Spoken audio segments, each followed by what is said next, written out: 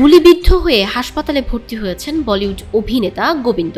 আজ মঙ্গলবার ভোরে নিজের বন্দুক থেকেই গুলিবিদ্ধ হলে তাকে দ্রুত হাসপাতালে ভর্তি করা হয়। বর্তমানে শারীরিক অবস্থা অনেকটা স্থিতিশীল অভিনেতার, আর হাসপাতাল থেকেই ভক্ত শুভাকাঙ্ক্ষীদের উদ্দেশ্যে একটি অডিও বার্তা দিয়েছেন তিনি। সেখানে তিনি নিজেই শারীরিক অবস্থার কথা জানান।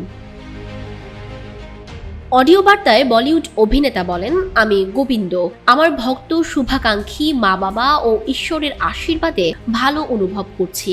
আমি গুলিবিদ্ধ হয়েছি, তবে এখন ভালো অনুভব করছি। তিনি আরো বলেন, আমার শরীর থেকে বুলেটটি বের করা হয়েছে। চিকিৎসক ডাক্তার আগারওয়ালকে অনেক অনেক ধন্যবাদ। যারা আমার জন্য প্রার্থনা করেছেন তাদের সবাইকেও ধন্যবাদ। ভারতীয় সংবাদ মাধ্যম সূত্রে প্রাথমিকভাবে জানা যায়, সাত সকালে বেরোচ্ছিলেন শুটিংয়ে। ভোর তখন 5টা। নিজের কাছেই বন্দুক রাখতেন অভিনেতা। কাজে বেরোনোর সময় কোনোভাবে ভুলক্রমে বন্দুক থেকে গুলি বের হয়ে যায়। নিজের বন্দুকের গুলি সোজা এসে লাগে তার পায়েই। গুলিবিদ্ধ হয়ে যন্ত্রণায় লুটিয়ে পড়েন তিনি। অভিনেতা গোবিন্দকে সঙ্গে সঙ্গে নিয়ে যাওয়া হয় হাসপাতালে। গোবিন্দ ইলজাম মোর্তে দামতক, খুদগর্জ, দরিয়া দিল, স্বর্গ এবং হাম সহ একাধিক হিট সিনেমা দিয়েছেন। এছাড়াও রয়েছে শোলা অর শবনম, আঁখে, রাজা বাবু সহ বেশ কয়েকটি সুপারহিট কমেডি সিনেমা।